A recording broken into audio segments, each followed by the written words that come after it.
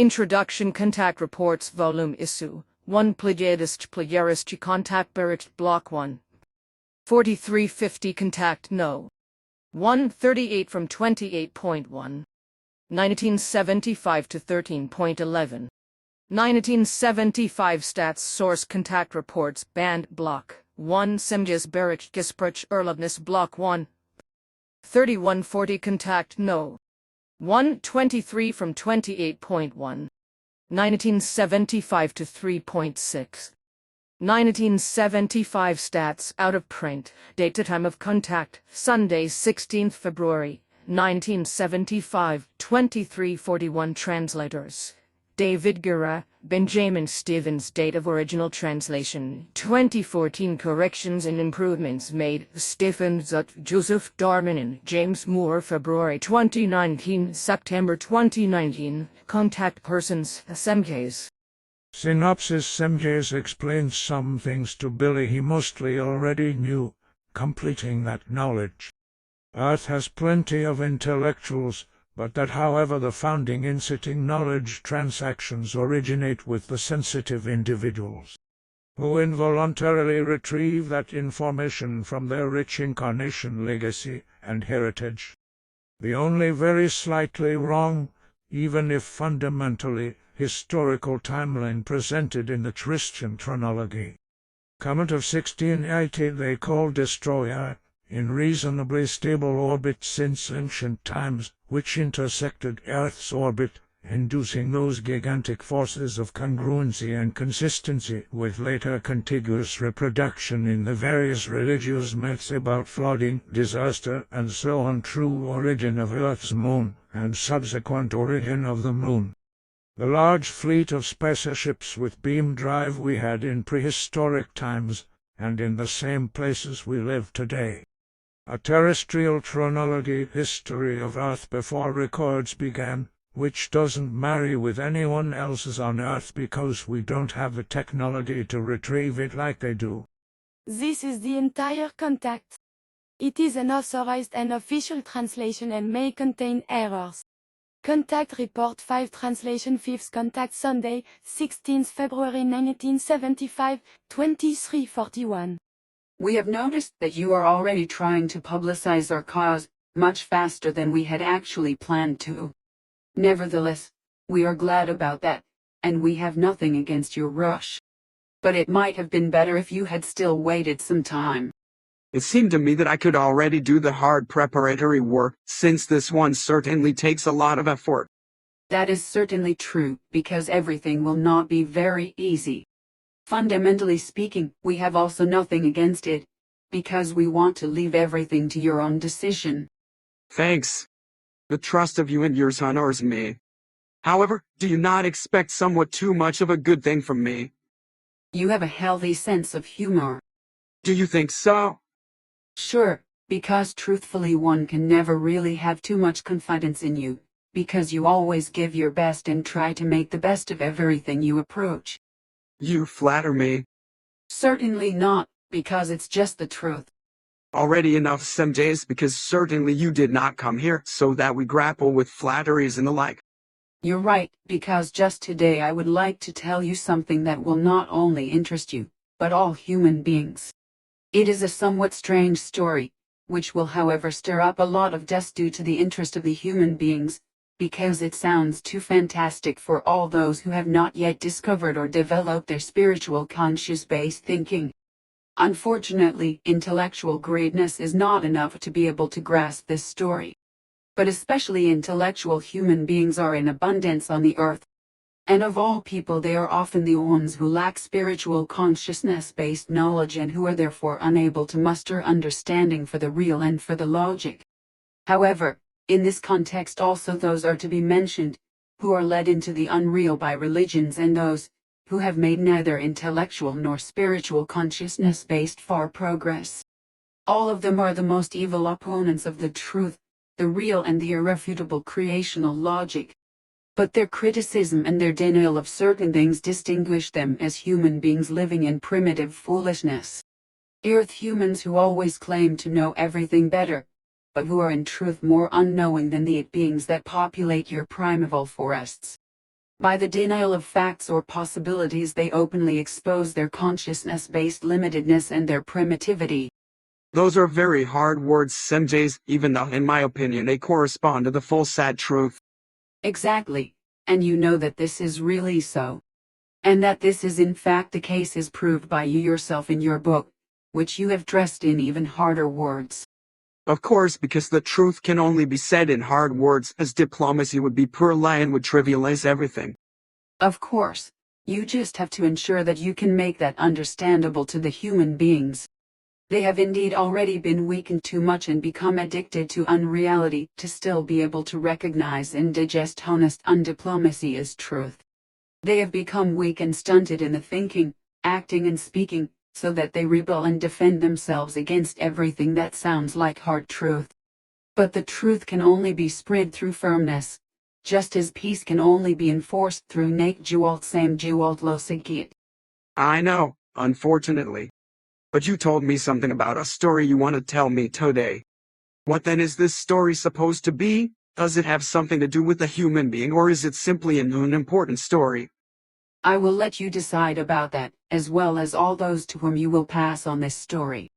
So it's supposed to be some kind of history of the humankind? Sure. Well then I am curious because I have thought about this a lot during all my lifetime. I know, and you have found the truth or the approximate truth in many things. Of course, not all events and dates are precisely known to us, but we are largely informed about this. So hear the story, then. Your earthly calculation of time is not very accurate, and it is only partly directed according to the facts. Your own calculations are not exactly correct either, but they are the most accurate ones ever calculated by a human being on the earth. Your calculations vary only by the trifle of about 200 years, while the calculations of your scientists and researchers show faulty times in the order of several thousand years. A fact that you can recalculate at any time based on my information that I will give you here. Many researchers of the earth have been trying since ever to calculate the exact time of the flood known to you through the Bible, but so far without any noteworthy success. Indeed, according to today's Christian calendar, the flood took place exactly 1079 years ago. It was triggered by a worldwide catastrophe of cosmic origin, when a gigantic comet threw the Earth out of its orbit and changed its period and direction of rotation. At that time, one Earth day amounted to more than 40 hours, and the sun didn't rise in the east like it does today. Such changes in rotation time and direction of rotation have afflicted the Earth 2 more times after the flood, but they have not brought such devastating catastrophes as with the mentioned flood. The last radical change of this kind took place 500 years ago, of which however I will still speak later. The flood 1079 years ago, related to the year 1975, was caused by a gigantic comet, which has already caused a lot of damage and has been traversing the universe since time immemorial. We call it the Destroyer, and we know that it has already been racing through outer space for millions of years. According to your calculation of time, this dangerous comet has an orbital period of 575.12 years, and in the year 2255 of your calculation of time it will again enter the realm of the Earth in a very dangerous way, unless its orbit is changed or even destroyed by some cosmic circumstances or by our planned efforts. The last passage of this comet took place 295 years ago, calculated from 1975, namely in the year 1680. 1079 years ago, this giant comet, which had originated from a natural cosmic catastrophe, got very close to the realm of the Earth and almost destroyed it. Only the knowledge and ability of our ancestors, who had settled on the Earth and had begotten their descendants here, prevented the terrible end. Also in the following millennia the giant comet has always been a great threat to the Earth, and it will remain so too until one day it will be destroyed or diverted away. The last major catastrophe that emanated from this comet was about 500 years ago, as I have already mentioned. To be precise, it was 453 years ago according to your calculation of time. Due to this comet, an event took place, which is very rare in the universe, namely a planetary transplantation, by the monstrous jewel of this giant comet, a planet, just developing life in a very distant planet system of the Sol system, was flung out of its orbit and driven out into the outer space, in a trajectory parallel to that of the destructive giant comet. For more than 130 years this planet then trailed far behind the giant and deviated only infinitely slowly from its path. Then, 453 years ago, the destroyer penetrated the terrestrial solar system and brought the planetary orbits into disorder by its gigantic forces. Passing close to Earth, it enshrouded Ladder in its huge tail and shook it very hard. Immense storms and volcanic eruptions were the result. Human beings and animals died in large masses, mountains were shifted and the ocean depths changed. In the Mediterranean Sea, the magma walls of the Santorini volcano were torn to pieces deep down, and large quantities of water penetrated. This caused an immense catastrophe since the volcano exploded thereby and destroyed the island. The explosion created a gigantic storm surge, which grew nearly 20 meters high into the sky and swept over the sea like a primeval monster. Everything in it was killed and crushed, and the water turned blood red. In Egypt, this storm surge flooded vast areas and caused all sorts of epidemics, while the tidal wave receded and continued racing northeast across the sea, to destroy vast areas and all port cities on the eastern shore of the sea, in present-day Syria. The comet, however, shot through the terrestrial solar system and raced around the Sun again off into the outer space to return in 575 years. But the slower following planet, carried along in its wake, which was about the same size as the Earth, shot past the Earth at a distance of about 600 kilometers and was captured by the attraction force of the Sun. By its tremendous power, it forced the new planet into an orbit between its closest satellites, namely between Mercury and the Earth. And since then, this transplanted and immigrated planet has been known to the Earth humans, and she calls it Venus. Fantastic, Semjase. Sure, but I'm not finished yet, because I want to tell you even more primordial things now. The prehistory of this comet so fateful for the Earth, which also brought the satellite, the Moon over here, the fragment of a small planet from a very distant solar system. The Earth's moon, which originates from a small planet 4.5 million years older than the Earth. It was millions of years ago. Deep in the unknown space, in a space-time shifted solar system of the Milky Way, a solitary star floated far away from the normal orbits of the satellites orbiting the Sun. It was a dark star, devoid of any life, very dangerous in its unpredictable path, into which it had been flung by an immense eruption of its original sun. This was when its original sun burst through all-shaking explosions and, in its destruction, partially destroyed the satellites orbiting it or hurled them as dangerous projectiles into the dark space. The sun itself then collapsed into itself and tore a hole in the outer space. Its material pressed itself together with monstrous jolt and was compressed into a small mass. While the sun in its normal pulsating state had a diameter of 11 million kilometers, it now shrank down to a concentration of only 4.2 kilometers. As a result, the material was compressed in such a way that a single cubic centimeter weighed several thousand tons.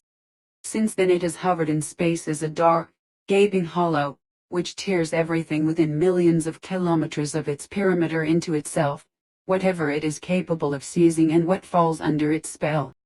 The dark star, which got flung away by it at that time, got caught again in a neighboring solar system and orbited it in an unpredictable path. In the field of the force of the huge sun, it orbited the sun's satellites for many millennia as well as the sun itself, testifying to the fact that it would sometime cause a catastrophe to fall upon the system. Yet still far away from the actual worlds, the dark planet, bare of any life, roamed through space. Powerfully and unapproachably, it drifted through the icy cold of the universe as an outcast, as a wandering planet, as a stranger in a foreign system. Dark, dangerous, and deadly. Within the hold of the far outstretched force arms of the sun, it came closer and closer over the course of thousands of years to the actual area of the system of satellites, which it had already been orbiting for such a long time at an ever-increasing speed. Imperceptibly, however, its course always became narrower and narrower, and year by year the extent of its danger grew. After the thousands of years, it then rushed suddenly and unexpectedly into the closest sphere of influence of the sun and its planets. Like a greedy monster, it emerged from the blackness of the universe and announced deadly destruction. Initially it was only like a silhouette out of nowhere. But then it was recognized in a hazy and blurred way as a half-dark round disk. Now already illuminated by the reflecting rays of the sun, it approached the orbit of the outermost planet at tremendous speed. But it was still millions of units away from the actual hearth of the peaceful calm, which though, due to its gigantic size, it soon had to transform into a seething hell, once it penetrated into the silence of this harmony. But still some time went by at first, until the giant finally strayed from his path and had moved into the most dangerous proximity. Now already recognizable as a round sphere, the destroyer reflected the sunlight while dragging a fine veil of luminous particles behind it. Still only a few hundred units away from the next worlds, it evoked hellish storms in these, which destroyed large areas that had been cultivated by the human beings peacefully emerging there. With trembling for their arduously gained goods and their already hard lives, they suddenly found themselves exposed to the immense and uncompassionate forces of the universe. Helpless, doomed to be handed over from life to death, they stared out into the sky, to the gigantic wandering planet which raced towards them as a cosmic mortal projectile. It was no more than a question of time before the forces of the cosmos had to unfold their monstrous powers. On the night of the third day after the incursion of the destroyer into the planetary pathways, the middle of the night may just have passed, the drifter from outer space entered the elliptical orbit of the sixth planet. Causing immense cosmic storms, it flung the planet belonging to the orbit a few units off its direction and brought it on a dangerous course towards the sun. Monstrous eruptions and storms tore apart the peaceful appearance of the planet thriving in its magnificence. Letting mountains collapse and casting seas out of their beds, it sought a new path around its sun for itself. Full of horror and consternation over the immense forces of nature, the human beings fled into the vast plains that covered the planet in great numbers. But the unleashed forces of nature were stronger than the will and the saving idea of the human beings. 2/3 of the humankind that inhabited the planet was killed and destroyed in the unleashed hell of nature. Wild waters tore away large parts of the mainland, while exploding volcanoes buried vast areas beneath glowing lava and turned them to rubble and ashes. The planet's daily rotation time doubled, and it circumnavigated the sun in the opposite direction. Forced by cosmic determinations, the survivors had to find a new beginning, devoid of any culture, set back to a primordial time of the development. The destroyer, however, continued racing through the system, spreading hell, death and destruction. It crossed the path of the fifth planet, a world that was about to give birth to first life. Fortunately, at the time of the event, the latter was too far away from the point of crossing its orbital path to be seriously affected. Apart from mighty storms and minor quakes on land and at sea, there were no notable incidents on it. The fourth satellite of the system, however, would find its destruction in the Battle of the Worlds. As the smallest of all satellites, it stoically traversed its orbit, and from the perspective of anticipatory calculations, it had to cross the flight path of the Wanderer exactly when facing it head-on. And that's exactly what happened. It got into the irresistible destructive power of the giant. Like two wild monsters, the two planets raced towards each other. A giant and a dwarf. But before both of them could collide, immense explosions tore the lifeless dead dwarf planet apart. Its fragments were hurled out into the endless expanses of outer space, where they were captured as shooting stars or meteors by the forces of other stars and, burning up in their atmospheres, found their final end.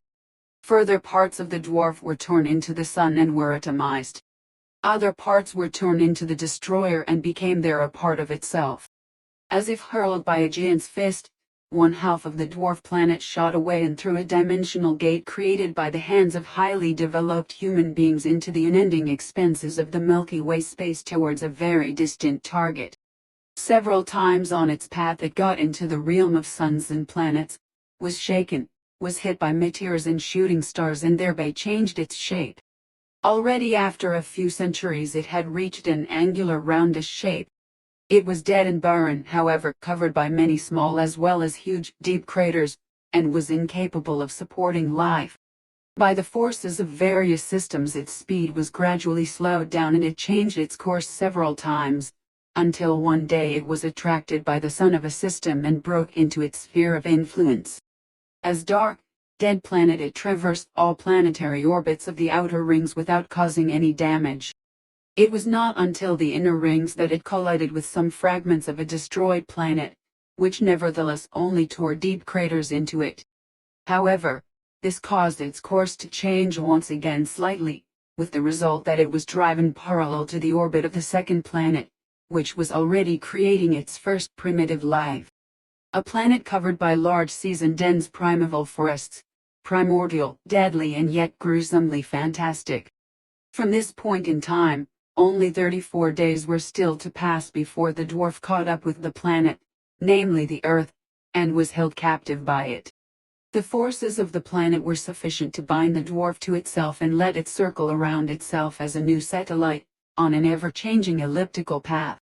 Since then it has orbited the Earth as moon, 4.5 million years older than its mother celestial body.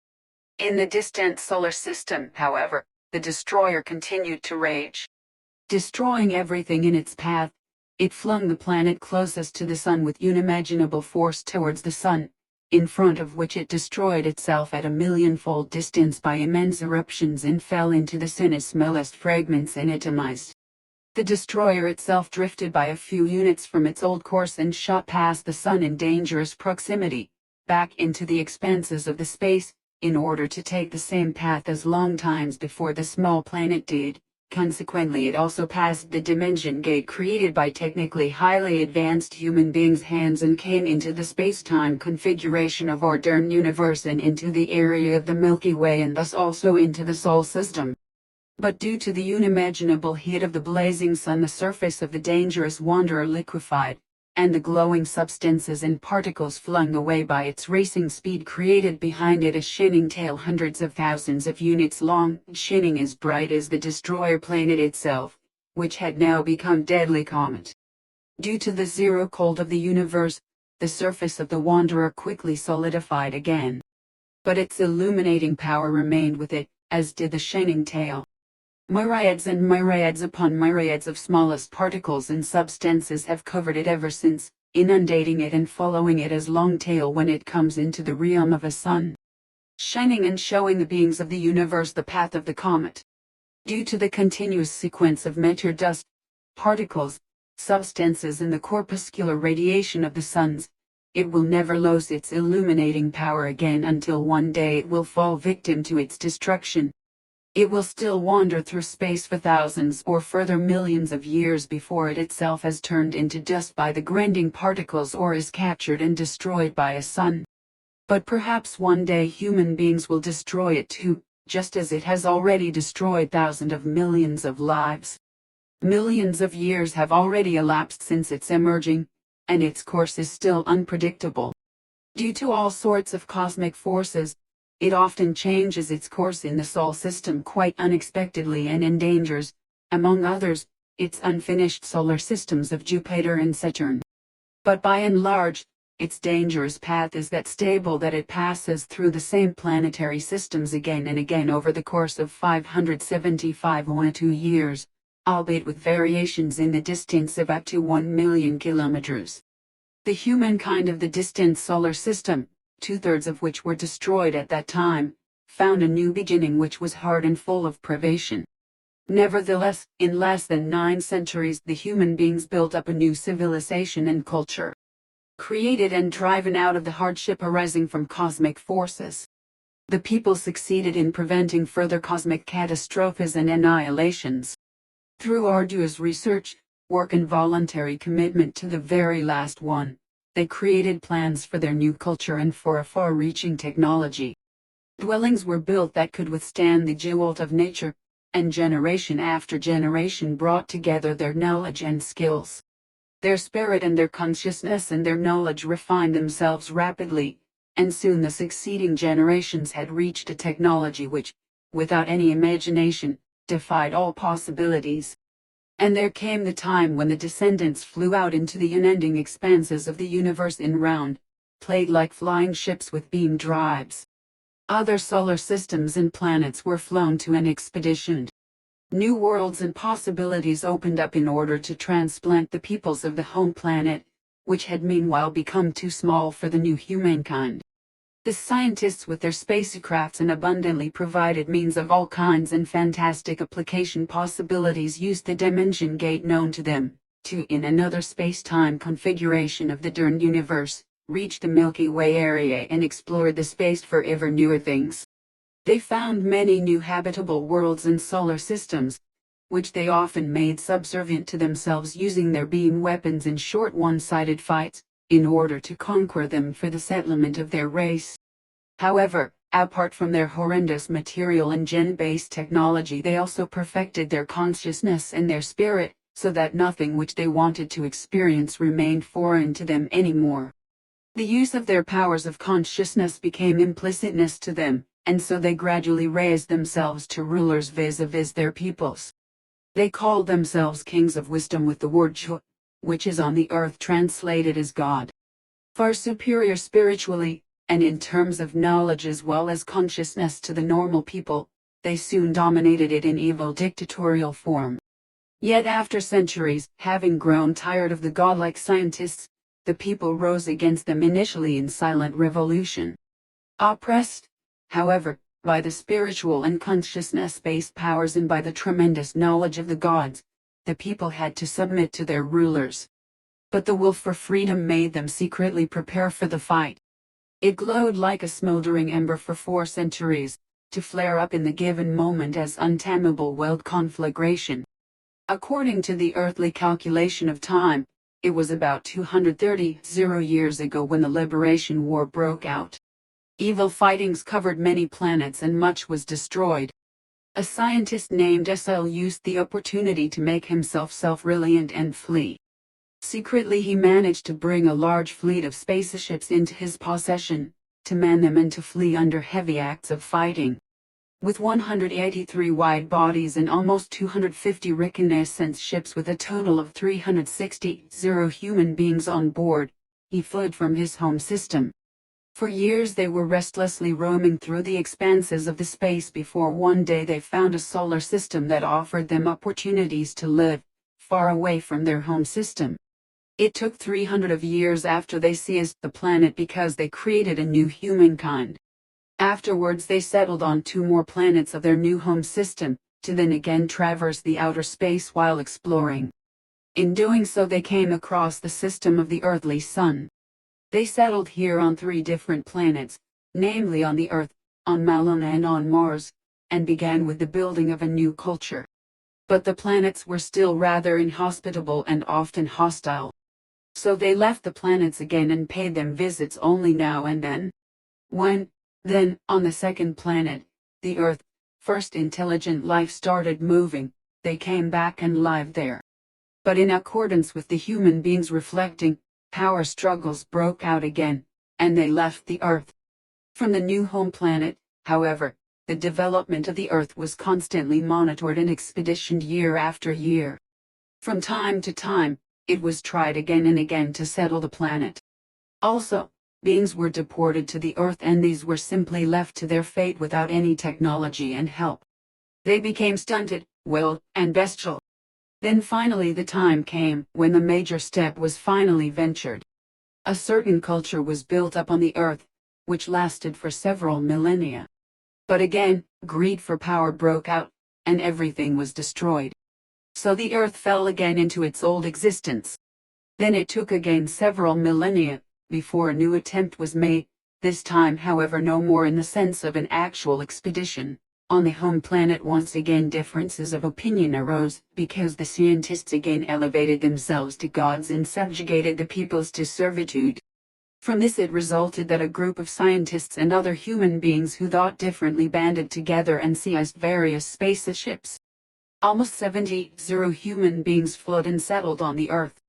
Their highest leader Pelagon was freely recognized by all as Jew, God, and led a tight regiment. He had nearly 200 sub-leaders, each of whom was responsible for a special field of knowledge.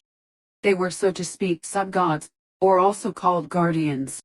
On the home planets, however, war broke out and much was destroyed again. But the human beings finally achieved the freedom and the peace that has remained so ever since and will also never change again. According to the earthly time calculation, that was around 50 years ago. Only on the earth itself things were not always so peaceful, and many mistakes were made. And by one of these mistakes the primal human races of the earth were procreated, whose descendants still live today and are about to commit the same mistakes as did our ancestors. That is completely fantastic, Semjase. But how did everything go on then? I am looking forward eagerly to it. That I believe you readily, but as for today I cannot tell you any more, because my time is up. Next time you shall come to know more.